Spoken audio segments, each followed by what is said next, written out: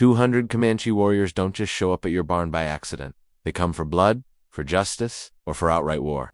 And Thaddeus Bear Mallister was about to find out exactly which one it was. But to understand how a simple cattleman ended up facing down the entire Comanche nation, we have to go back 24 hours to where it all started. The Texas sun was beating down mercilessly on Bear's ranch, a dusty patch of land located somewhere between Amarillo and absolutely nowhere. At 30, Bear had seen plenty of trouble in his years working cattle in this unforgiving territory. But something about this particular morning felt different in the air. Wrong, even. He was mending a broken fence post near the dry creek bed when movement caught his eye. A child, couldn't be more than 8 or 9 years old, was walking in unsteady zigzags toward his dwindling water source.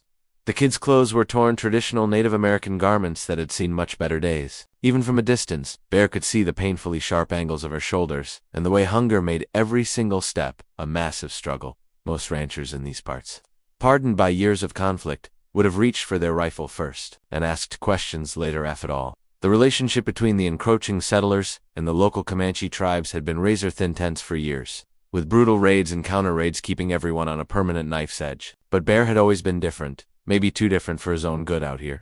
He set down his tools deliberately and walked slowly toward the child, keeping his hands visible and his movements non-threatening. As he got closer, he could see it was a young girl. Her dark eyes were too large for her gaunt face, and her lips were cracked and bleeding from severe dehydration. She looked up at him with a heartbreaking mixture of raw fear and utter desperation that hit the big rancher like a physical punch to the gut. The girl spoke in rapid, weak Comanche words. He couldn't understand, but her meaning was crystal clear. She was starving, likely hadn't eaten in days. Her small, trembling hands gestured toward her mouth, then toward the muddy creek water, a universal language of mortal need that transcended any cultural barriers or old hatreds. Bear thought about his neighbors, hard men who viewed all natives as the enemy. He thought about what they'd say if they saw him helping a Comanche child. He thought about the warnings he'd heard in town just yesterday about rising tensions with the tribes. He thought about the smart thing to do, the safe thing to do, which was to turn his back. Then he looked into those desperate eyes again and made the decision that would change the trajectory of his entire life. Without a word, Bear scooped the girl up in his powerful arms. She weighed almost nothing, fragile as a bird. He carried her toward his small cabin. She didn't resist. She was far too weak to fight, even if she had wanted to.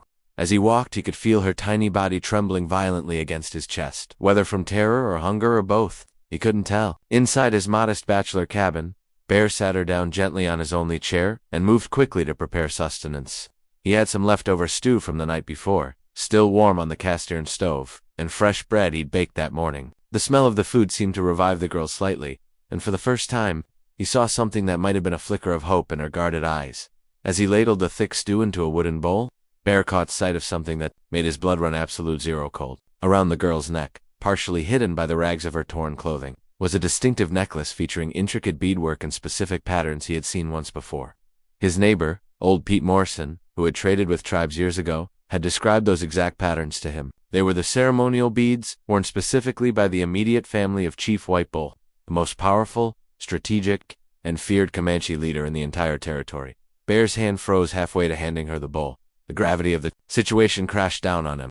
If this girl was who he thought she was, he wasn't just helping a random hungry stray. He was harboring the daughter of the man who could bring 200 battle-hardened warriors down on his head without breaking a sweat. This was a death sentence waiting to happen. But looking at her frail form, he knew it was too late to change course now. The girl was already reaching for the food with shaking hands, her eyes locked on the bowl. Bear couldn't bring himself to snatch it away. He handed her the food and watched as she ate with the desperate, animalistic hunger of someone who hadn't seen sustenance in days. What Bear didn't know, what he couldn't know, was that 20 miles away, a Comanche search party had just found the girl's faint trail leading directly toward his ranch. And riding at the head of that party was Chief White Bull himself. His face was a rigid mask of fury and grief that promised nothing but scorched earth and utter devastation for whoever had taken his child. The girl finished eating and looked up at Bear with something that might have been gratitude. But as the afternoon shadows began to lengthen across his property, Bear couldn't shake the sickening feeling that he had just made either the best moral decision of his life, or the very last decision he'd ever make. The girl fell asleep in Bear's chair within an hour, sheer exhaustion finally overtaking her small body. Bear covered her with his only wool blanket and tried desperately to convince himself he'd done the right thing. But as evening approached, bringing the deep prairie darkness, that conviction started to crumble into dust. The sound of rapid hoofbeats on the hard-packed dirt road made his stomach drop. Bear peered through his window and saw his neighbor, Cletus Hartwell, Riding hard toward his cabin with two other men Bear recognized from town, Deputy Sheriff Jake Morrison and the local preacher, Reverend Thomas. Bear stepped outside before they could dismount, hoping to keep their voices down and avoid waking the sleeping child inside. But Cletus was already shouting before his horse came to a full, dusty stop. "Bear, you damned fool! What in the hell are you thinking out here?" Cletus's face was beet-red with a mixture of anger and something that looked a lot like genuine fear. "Morrison here says he saw smoke signals coming from the southern hills this afternoon. The Comanche are out in force. They're looking for something. Or someone." Deputy Morrison nodded grimly, stepping down from his saddle, his hand resting near his side. "My father sent word from town. Chief Whiteball's daughter went missing 3 days ago during a hunting party near the canyon. Word is she wandered off and got lost in a freak dust storm." He paused, studying Bear's face carefully, looking for a flinch. "You wouldn't happen to know anything about a missing Comanche girl out here, would you, Bear?" Bear felt his throat go completely dry. The smart thing, the survivalist thing, would be to lie right to their faces, to send them away and try to figure this massive mess out on his own. But these men had been his neighbors for years. Despite their flaws and prejudices, they were here out of genuine concern for his life. Lying felt wrong. "She's inside," Bear said quietly, the words feeling heavy as stones. "I found her by the creek today. She was half-starved and exhausted. I couldn't just leave a child out there to die." The silence that followed his admission was deafening. Reverend Thomas was the first to speak, his voice barely above a horrified whisper as he looked toward the cabin door. "Son, do you have any earthly idea what you've done? You've brought the lightning down on all of us." "I helped a hungry child," Reverend Bear replied, keeping his voice steady, though his heart hammered. But even as he said it, he could hear how dangerously naive it sounded out here on the frontier. Cletus started pacing back and forth, running his gloved hands through his hair in agitation. "They aren't going to see it like that, Bear. They're going to think you kidnapped her. Hell, they probably already think that and are tracking her here right now. White Bull has wiped out entire settlements for less than this." "You've signed your own death warrant?" Deputy Morrison was already backing toward his horse, his face pale. "I have to ride back and report this to the sheriff. Bear, it's my duty, but I'll give you a head start, for old time's sake. Get her out of here. Get her back, toward her people's territory before they find you with her." "In the dark?" Bear asked, incredulous. "She can barely walk, let alone ride. And how am I supposed to just approach a Comanche war camp in the middle of the night, without getting shot full of arrows before I can even speak? That's your problem now, isn't it?" Morrison said coldly, mounting his horse and turning it toward town. "I'm riding to warn everyone else to board up their windows. If White Bull decides to make a bloody example of you tonight, he might not stop at just your ranch. God help you, Bear." As the three men rode away in a cloud of dust, Bear stood alone in the growing darkness, listening to the girl's quiet breathing from inside the cabin. He was totally isolated. He thought about saddling up his fastest horse and trying to find the Comanche camp, but he knew in his bones it was suicide mission. He thought about loading her into his wagon and trying to make a run for the nearest army fort, but the jostling would kill her in her weakened state, and they'd likely be overtaken anyway. The terrifying truth settled over him. There was no good way out of this. Every single option led to the same place, face-to-face confrontation with one of the most feared war chiefs in Texas history, as if summoned by his darkest thoughts. A new sound drifted across the silent plains. It was faint at first, like a heartbeat in the earth, the distant rhythm of war drums, growing steadily louder and closer with each passing minute. Bear's blood turned to ice in his veins. They weren't waiting for morning to track her. The Comanche were coming tonight. Bastress Bear rushed back into the cabin, the heavy wooden door latching with a hollow thud that offered zero real protection. The war drums were getting louder, rolling across the plains like thunder that refused to fade. He could now make out individual beats in the rhythms, low, methodical, and absolutely terrifying. This wasn't the chaotic, frenzied noise of a raiding party looking to steal horses. This was a synchronized heartbeat of war. This was something far more organized and infinitely more dangerous. The girl stirred in the chair, awakened by the vibration, rattling the floorboards. Her eyes snapped open, wide and alert. For the first time since he'd found her, Bear saw a flash of instant recognition cross her face. She understood what those drums meant far better than he did. She began to speak rapidly in Comanche, her voice thin but urgent, pointing toward the door and then frantically at herself. Even without understanding the specific words, Bear could read the sheer panic in her body language. She was trying to tell him something vital, but the language barrier stood between them like a canyon. Bear knelt beside her chair, forcing his voice to remain calm amidst the rising dread. "I know you can't understand me, little one," he murmured, "but I'm trying to help you. Those drums, that's your people coming for you, isn't it?" The girl nodded vigorously, then grabbed the fabric of Bear's shirt, pulling him toward the window with surprising strength. She pointed into the darkness and held up both hands, opening and closing her fingers repeatedly. Bear watched, counting along with her movements. 10, 20, 30. She kept going, her eyes locked on his, until she had counted to what looked like 200. Bear's legs felt like they might give out. 200 warriors. He had been hoping, praying, really, for maybe a dozen angry braves, a number he might, just might, be able to reason with or hold off for a few minutes. But 200, that was enough firepower to level every ranch for 50 miles. That was an army. The drum stopped suddenly. The silence that followed was somehow heavier and worse than the noise had been. It was a suffocating silence. Bear moved to the window and peered out through the crack in the shutters. At first, the prairie looked empty under the moonlight. Then, like ghosts materializing from the night itself, shapes began to detach themselves from the shadows. They came in perfect, silent formation. Warriors on horseback spread out in a wide, disciplined semicircle that was slowly tightening its noose around his cabin. Even in the pale light, Bear could see the war paint slashing across their faces, the eagle feathers fluttering in their hair, and the glint of steel weapons in their hands. These weren't men who had come to negotiate a truce. The girl tugged on Bear's sleeve again, gesturing toward the door. She wanted to go to them. Bear hesitated. If he sent her out alone, would they shoot him the moment she was clear? Or worse, would they see her emerging from a white man's cabin and assume he had held her captive? A single voice called out from the darkness, cutting through his indecision. It spoke in English, heavy with an accent but terrifyingly clear. "White man, we know you have taken something that belongs to us. Send out the girl, and perhaps you will live to see the morning sun." Bear's mouth went dry as dust.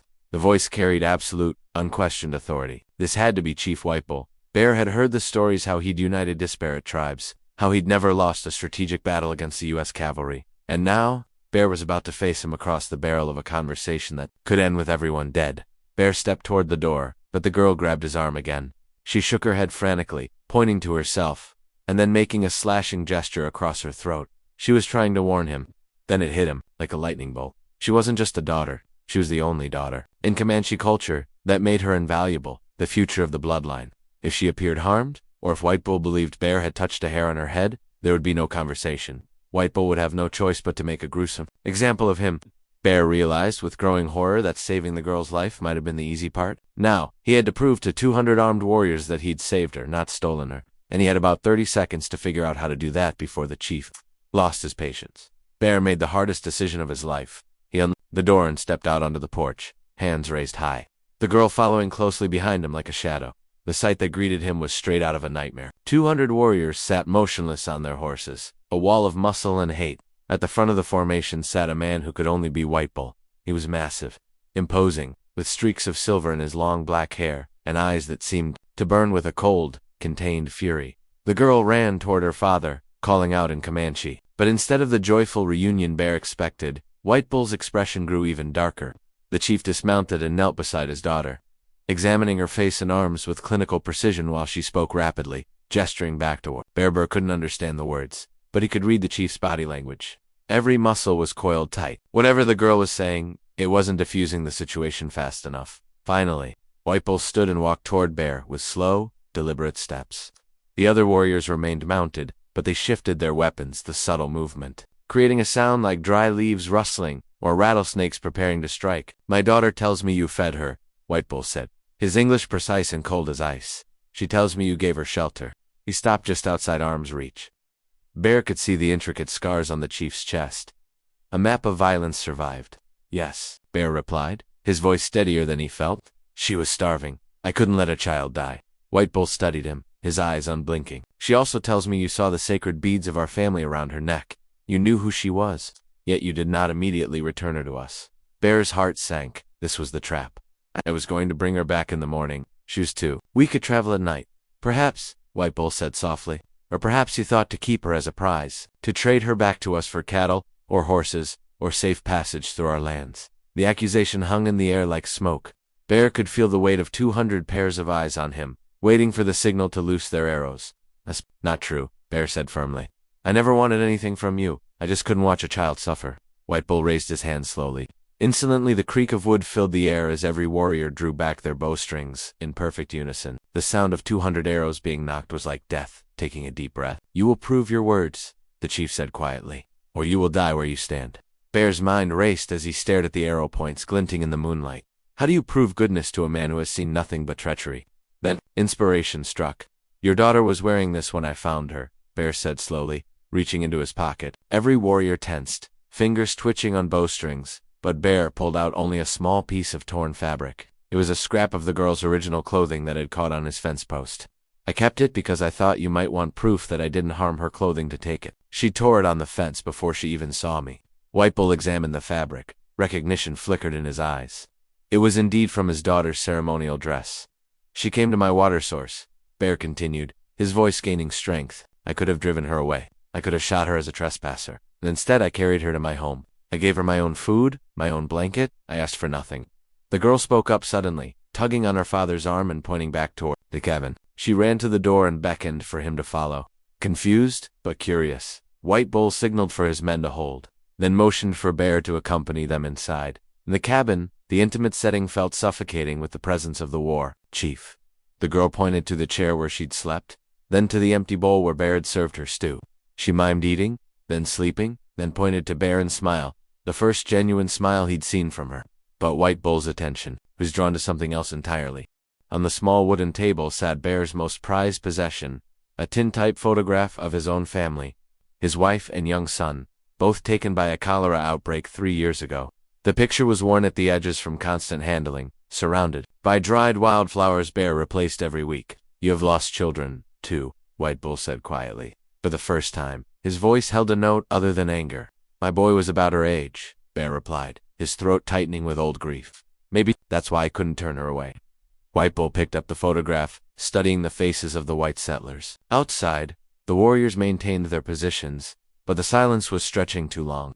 The girl continued chattering in Comanche, explaining every detail of the care she received. She says you could have taken advantage, White Bull translated, setting the photo down with surprising gentleness. A lone white man with a Comanche child. You could have demanded ransom. Instead, you simply fed her and let her rest.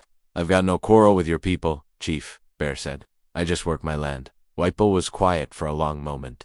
My warriors expected to find a kidnapper tonight. They expected to burn this place to the ground and take your scalp as proof of justice. Instead, we find a man who showed kindness to a child who could have been his enemy. Bear felt a flicker of hope, but the chief's face hardened again. But there is still a problem. What's that? My warriors cannot return empty-handed, White Bull said, gesturing toward the door where the sound of agitated voices was rising. They cannot tell their wives that we rode out to punish a crime and came back with nothing but words. Some of my young warriors believe that any white man who touches a Comanche child for any reason must pay the price. They think I am being weak by talking instead of fighting. Outside, a shout in Comanche erupted, followed by a chorus of agreement. They were calling for blood. There is only one way to satisfy both justice and honor tonight, White Bull said, looking Bear in the eye. But it will require something from you that may be harder than dying. As they stepped back outside, a warrior named Broken Arrow stepped directly into White Bull's path. His face was twisted with rage, and he spoke rapidly in Comanche, his voice rising with each word. He pointed his lance at Bear, challenging his chief. The discipline was fracturing. Broken Arrow was demanding the old ways, blood for blood. He took a step forward, the point of his lance inches from White Bull's chest. Bear realized he was witnessing a mutiny. The tribe was splitting apart right on his front porch. Broken Arrow shouted again, and several warriors nodded, knocking their arrows once more. The peace Bear thought he had, one was dissolving before his eyes. That's when the girl did something that no one, not even her father, expected. She stepped directly between the two men, placing her small body in the path of the lance and began speaking in rapid, passionate Comanche. Her young voice cut through the thick tension like a knife, shrill and demanding. Bear watched, breathless, as Broken Arrow's expression shifted from murderous rage to confusion, and then to something that might have been shame. White Bull translated quietly, never taking his eyes off his lieutenant. She is telling them exactly what happened. How she got lost in the blinding storm. How she wandered for days without food or water, expecting to die alone on the prairie until you found her. The girl continued speaking, her voice growing stronger, with each word echoing off the wooden walls of the cabin. She pointed to Bear, then to herself, then mimed the actions of eating and sleeping. She was reenacting the story of her rescue with a theatrical desperation that demanded attention. Even the warriors who had been backing Broken Arrow lowered their bows slightly, listening. Now she is telling them about your family photograph, White Bull continued, his voice low, about how she could see the sadness in your eyes when you looked at it. She is saying that you helped her because you understood the language of loss, not because you wanted to hurt our people. Broken Arrow lowered his lance slightly, but his face still showed deep doubt. He spoke again, this time barking a question directly at the girl. Bear caught one word he recognized amidst the guttural sounds. Wasi Chu, the Comanche term for white man, and coming from Broken Arrow's lips, it sounded like a curse. The girl's response was immediate and fierce. She stepped closer to the warrior, looking up into his scarred face, and spoke with such intensity that several warriors actually stepped back. Whatever she was saying, it was landing heavy blows. She is asking him if he has children, White Bull translated, a note of surprise evident in his own voice. She is asking him what he would want a stranger to do if his own child was dying of hunger in the wilderness. She asks if he would prefer his child die of pride rather than accept bread from a white hand. Broken Arrow's lance dropped to his side. The girl wasn't finished. She turned, addressing the entire semicircle of mounted warriors. Bear could see the effect rippling through the crowd as hard war-painted faces began to soften. She is telling them that judging you for your kindness would make us no better than the soldiers who kill without asking questions. She is saying that if we punish mercy, we become the very monsters that the white man believes us to be. The silence that followed was absolute. 200 warriors sat motionless under the moonlight, processing the words of an 8-year-old girl who had just challenged their deepest beliefs about justice and revenge. Finally, Broken Arrow spoke. His voice was barely above a whisper, the anger drained out of it. White Bull's translation came slowly. He says that perhaps the Great Spirit sent his brother a teacher instead of an enemy today. He says that maybe wisdom sometimes comes from the smallest voices. Bear felt the air shift around them. The lethal tension hadn't vanished, but it had transformed into something else uncertainty, perhaps, or the beginning of understanding. White Bull looked at Bear with a new expression, something bordering on respect. My daughter has just done something remarkable. She has turned a war party into a council meeting. But now comes the hardest part. Bear blinked. What's that? Now you must prove to them that our faith in you is justified, White Bull said, gesturing toward his horse. Tonight, in our village, in front of the elders, who have spent their entire lives hating your people, you must stand trial. He leaned in close. Are you ready to bet your life on the word of a child? Bear looked down at the girl. She was watching him with those same large, dark eyes that had started this whole ordeal. But this time, he realized, she wasn't begging for his help, she was offering hers. And somehow, that made all the difference. I'm ready, Bear said. The ride to the Comanche village took 3 grueling hours through terrain. Bear had never seen before hidden canyons and secret switchback paths that his people had never discovered. As they approached the camp, Bear could see dozens of fires flickering in the darkness and hear the low murmur of voices as word spread of their arrival. The tribal council convened immediately, despite the late hour. 7 elders sat in a semicircle around a roaring central fire, their weathered faces grave in the dancing shadows. Bear stood in the center of the circle, acutely aware that he was likely the first white man to enter this sacred space and live long enough to see the firelight. White Bull spoke first, his voice booming as he explained the circumstances of his daughter's rescue. Then came Broken Arrow, who, despite his earlier change of heart, still argued the side of caution and tradition. The debate went back and forth in Comanche for what felt like hours, with Bear understanding nothing except an occasional gesture in his direction. The heat from the fire was intense, but Bear felt cold sweat trickling down his back. Finally, the girl stepped forward again. This time her voice was calm and measured, lacking the frantic energy of the ranch standoff. She spoke for nearly 10 minutes, never once looking away from the elders' faces. When she finished, the oldest member of the council, an ancient man whose hair was completely white and whose skin looked like cracked parchment, asked her a single question. Her answer was immediate and unwavering. White Bull turned to Bear. He asked her if she truly believes you would risk your life to save a Comanche child again, knowing now what it might cost you, knowing it would bring an army to your door. The girl looked at Bear and then back to the elder. Yes, she said, in English, then repeated it. In Comanche. The elders conferred among themselves in hushed whispers. Bear's heart pounded against his ribs as he waited for their decision, knowing that these next few moments would determine whether he lived to see the sunrise or died right here by the fire. The white-haired elder stood slowly, his joints creaking audibly in the silence. When he spoke, his voice carried the authority of decades of survival. He says, White Bull translated, that the spirits have sent us a test tonight. Not a test of our ability to make war, but a test of our ability to recognize when mercy deserves mercy in return. Bear felt his knees go weak with relief. But the elder wasn't finished. You will be granted safe passage back to your land, the chief continued. But more than that, you will be granted the protection of our tribe. Any Comanche who harms you, your cattle, or your property will answer to this council. You are now considered a friend to the people. Bear could barely speak. I don't know what to say. There is one condition, the elder continued through White Bull. You must promise that if any of our people come to you in need, hungry, wounded, or lost, you will show them the same kindness you showed this child. You will be a sanctuary. I promise, Bear said, his voice cracking with emotion. "You have my word." What happened next surprised everyone. The girl ran to Bear and hugged him tightly around the waist, burying her face in his dusty coat. She looked up and spoke in broken English for the first time. "Thank you for saving me.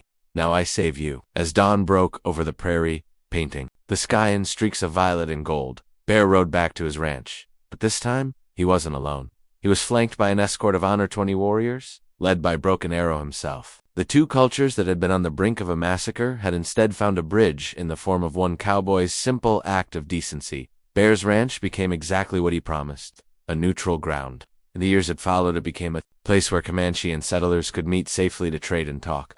He never got rich, he never became famous, and he never left that patch of land. But he lived the rest of his life knowing that sometimes the smallest acts of humanity can prevent the greatest tragedies. And every year, on the anniversary of that terrifying night, a young Comanche woman, no longer a starving child, but a respected leader and eventually a mother herself, would visit Bear's ranch. They would share a meal of stew and bread, and remember the moment when two worlds chose understanding over warfare. The girl who had once begged for food became a legendary translator and peacekeeper between the tribes and the encroaching government. Bear lived to be 73, dying peacefully in his sleep, his bedside surrounded not just by his neighbors, but by friends from the tribe who had learned that courage isn't always about fighting. Sometimes, true courage is knowing when to put down the rifle and feed a hungry child instead. If you enjoyed this incredible story from the Old West, hit that subscribe button because we've got so many more tales of courage, conflict, and unexpected heroes waiting for you. Now, click on the video on the screen to hear a story even better than this one, with a twist so powerful you won't forget it anytime soon. Click it now.